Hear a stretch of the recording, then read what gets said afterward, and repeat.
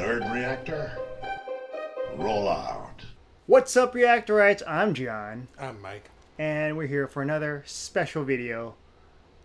This one's for a little movie called Unfriended. Dark Web. Yeah. Dark Web. Like, I had no idea what the movie was about before watching this film. But I should have kind of figured it out from Dark Web. But it's like, it could have been anything. Maybe it's like a spider, you know, coming to kill people.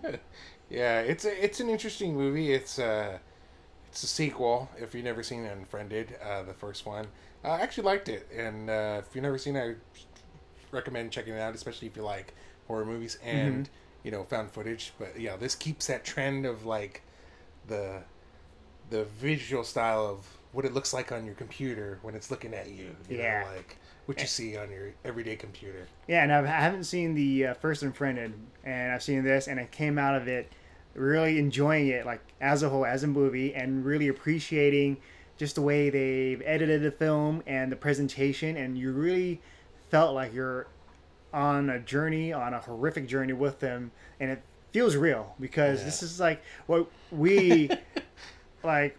I use a computer like almost every day, so this is it. You got the webcam. It's like this is the camera. You're looking at us, and we're watching a movie, looking at them. It's like a circle of life. But yeah, I think it's relatable, and because of that, with the computer, with technology, they're using Facebook, they're using apps like Skype, and all of that. Yeah. So when shit happens, when shit hits the fan, I feel like, man, this could happen to us right now in this room. Yeah, I don't want it to happen because it's kind of scary because it involves just hackers hacking, and just like everyone's nightmare if they were to be hacked. Yeah, so if you guys are unaware, I'm sure most people now know about like the deep web and the dark web. It's underbelly of the internet, and most people probably know it because of Bitcoin, rise of Bitcoin. Bitcoin's a big thing now. But yeah, there's certain corners of the internet that are hidden, and some of them should just stay hidden, and you should never, see the light of day. But sometimes, they do, and unfortunately for the main characters in this movie, they come across a laptop that has some disturbing imagery and videos, and next thing you know, they're kind of locked into this game, and these people that are hunting them. Yeah, it's like the main character, he starts to dig deep, and then all of a sudden he is in the middle of everything. Like his friends are in trouble just because he brought it onto them with this laptop. This laptop is danger. It's like he unleashed Pandora's box because it belongs to a hacker, and this hacker does some really disturbing stuff. Yeah. And what happens when a hacker loses his laptop and it has evidence inside this laptop? What will he do to get it back? So will he try to kidnap, torture, scare the new person that owns it? Yeah. And so we're in it for the ride, and we're like, no. So yeah. And I was thinking back, like after we watched this, I it's been a while since I saw the first film, so I kind of like rewatched parts of it. Mm-hmm. And it's funny because this movie is completely the polar opposite from the first film. The first film was about high school kids, and they're being punished by this spirit that's haunting them, and it's all through computers, but it's still a ghost.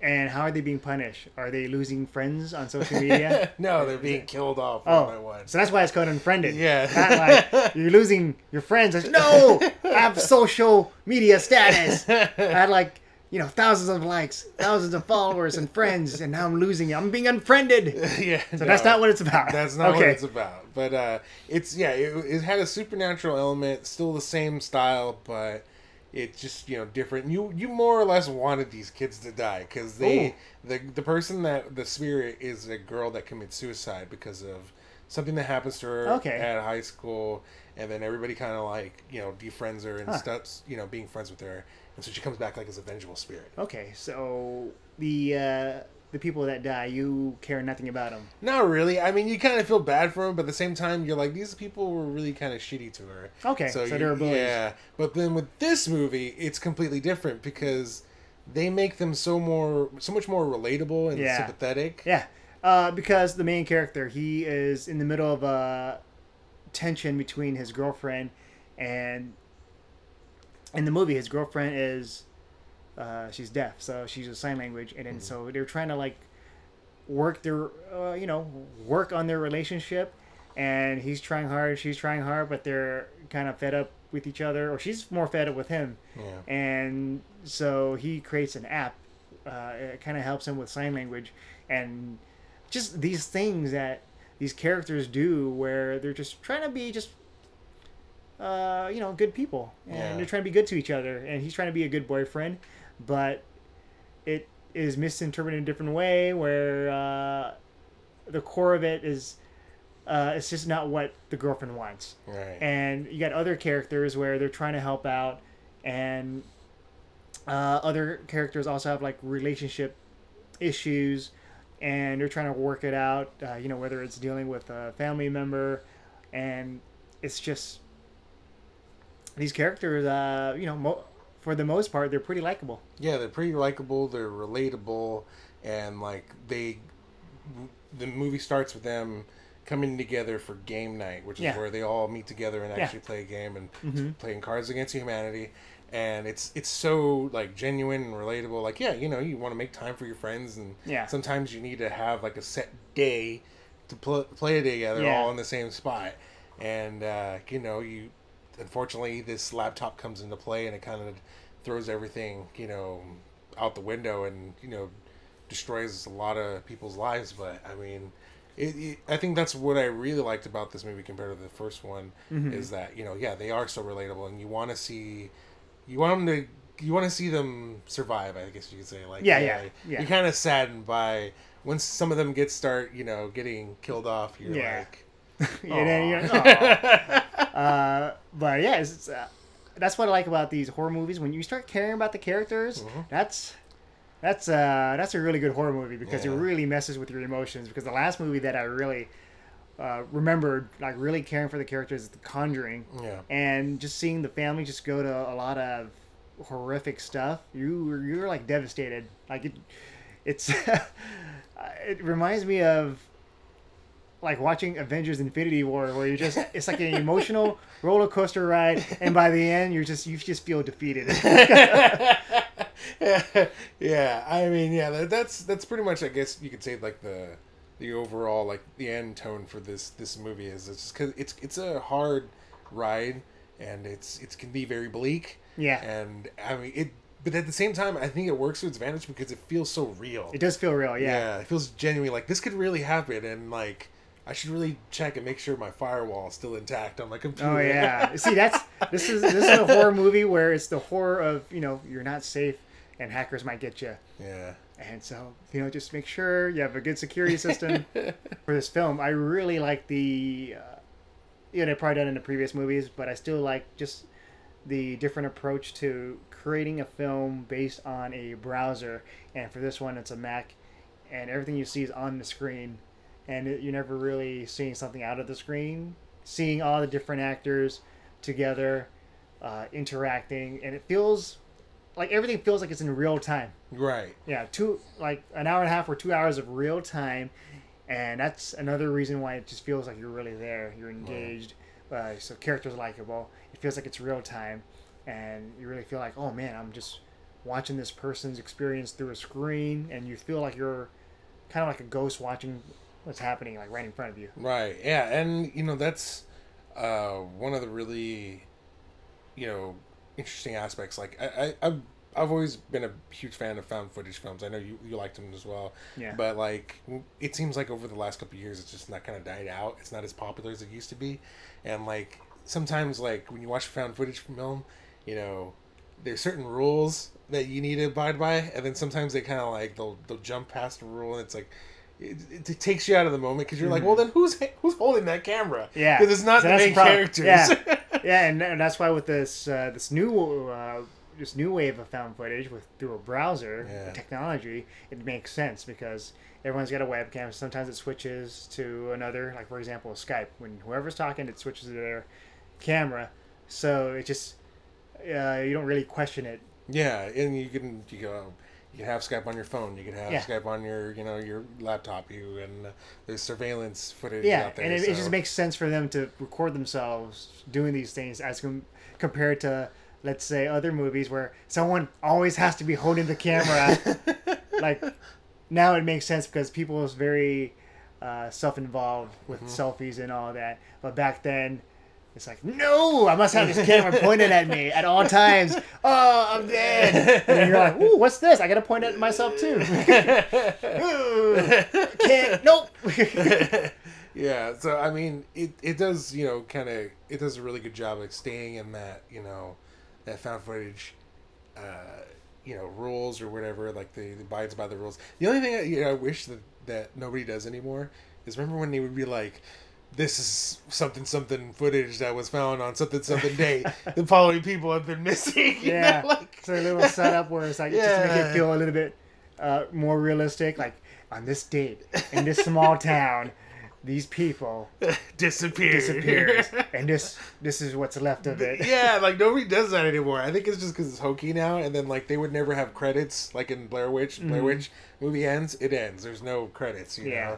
And I think that's just whatever. It's a lost art form. Because it's been done. That's why it's Yeah. kind of tough to. Because in a regular movie, you can just all you got to do is just tell a good story. Yeah. But then with found footage, it just kind of feels gimmicky unless you have something really innovative. That's why we have this new wave of browser found footage because the upcoming movie Searching with John Cho. Yeah. That's coming out soon. Did we see that during the preview for this? Or there was no preview. No, there was no preview. Okay, that was when we watched the other movie. Yeah, but I'm looking forward to that one, Searching. Yeah. And so I'm liking this this new way of showing found footage. Yeah, and it seems like, I was telling John after we watched it, there was another film that's kind of similar, but it's not really the same. It's called The Den, and it's a good found footage film as well, kind of similar, style, but it's such a relatable platform because we all use our computers, we all use our phones, and like you remember, was that game? Wasn't there a game that you were playing that was like Found on your footage? phone? On your phone or something? On my phone. Oh no, Like there AR? was there a found footage video game you were playing? I thought there was something where like you're watching like videos of a girl, like she was telling a story or something. It was Oh a yeah, detective. that was her. I think it's either her or her story. Her story. Yeah, and you're pretty much a character in the game that's watching video footage of this girl, whether she's innocent or whatever. She's telling a story about this case, and you're looking through police files and trying to piece together the mystery of like why is she being interrogated, and there's like a mystery, a murder mystery, I guess, and you're searching. You're actually typing in the database to find out more information, and the game really doesn't give you any instructions, so you really feel like, okay, I'm this detective. I better find out what's going on.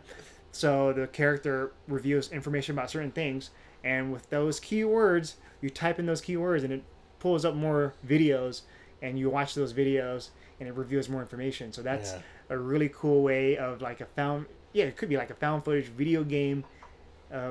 It's realistic. So we're like in a good spot of just feeling immersed. Yeah, it's a very immersive experience, and there's a lot of there's games that are like very meta games now where you play the game and it's like, you quit and it's like, why did you quit or whatever. Yeah. And so like I can see that, the computer could be easily like a new platform for this kind of genre. Yeah, and there was one before it. It's like AR game, augmented or alternate reality back then, where you sign up and they have your phone number, they have your email, and I think this was the time we have like instant messenger or whatever. Yeah. So it's part of this whole mystery of the story, and crazy shit can happen. So someone could be calling you on your phone like, help, I need help. Like leave a voicemail, or someone text message. Sends you a message like, hey, can you meet me here and there? And they would like message you online, and you would really feel like you're part of this world, this universe, just using technology that's available around you. Yeah. And they would send you videos through emails, like, have you seen this? And you would actually go to websites, and they use everything at their disposal. I'm not sure what happened to the game. Maybe it would cost too much money to try to like make everything immersive, but I wish they could bring up something extra now where it involves your cell phone, maybe your Facebook Messenger, your WhatsApp, and Twitter, where you're really paranoid, like, oh, they're watching me. Bring it back. Yeah, but yeah, like it's the platform, the computer is the perfect fit for found footage, because there's so many different things you could do on there. There's so much information. Our whole lives are in our computers. Like we give it so much information to the internet and our computers that like the movie that John was talking about, Searching, it's a similar style, but it's a completely different idea. It's a father looking for his daughter. This one's about some friends who find a laptop that happens to have some bad stuff on it, and the person wants the laptop back, and then they're kind of thrown into this unfortunate thing. But yeah, it's a really cool style, and it's a really cool concept, and I think there's definitely more options for it, especially when it comes to the dark web, because dark web is very scary place. It is scary. Yeah, there's a lot of different stuff on there, and you just like you don't want to know, and you don't get curious and start looking at there. You know what you can do? You can watch other YouTubers, and they will actually search the dark web for you. But we both enjoyed it. With that said, I can kind of try to predict that this movie could be beginning of another one. Could be not beginning of another one, but some audience members might not like it in terms of the way the ending was portrayed. I don't even want to say anything more, but it's kind of like Hereditary, where there's a lot of split audience members. So this one, I think, is one of those movies where it could be either you like it or you hate it.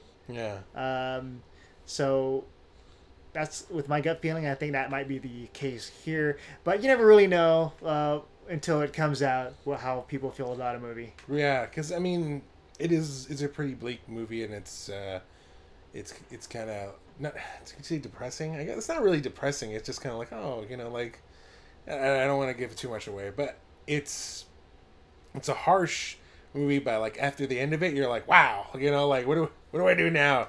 And I think that this is going to be the new direction, because maybe, I don't know, the first film was so different, and then this one's so different. You think it's going to be different, or you think this movie has enough to continue on? I think it does, because that the ending, we won't go into it, but like you can kind of see that there's more room to do more, but maybe their whole idea is to do like kind of an anthology. So this was about a ghost. This one's about creepy people on the dark web. And then this one might be something completely different. Vampires. Okay. Yeah. Vampire, like Tinder. Tinder wolves. But yeah, we enjoyed it. And if you like the horror aspect, found footage through a computer screen, it's just kind of like that realism, we recommend it. But you have to go in with an open mind. Go in with an open mind and be prepared to just be pummeled. just be prepared for that. So it may not be for everyone. But we recommend it. Yeah. So those are our thoughts. If you watch the movie when it comes out, let us know what you think of it, and whether you agree with us or you disagree with us. And I also like to thank our patrons on Patreon for helping us out. We also have a Facebook group. Check out the link in the description below. Also like, share, subscribe. With that said, I'm John. I'm Mike. And we'll see you guys next time.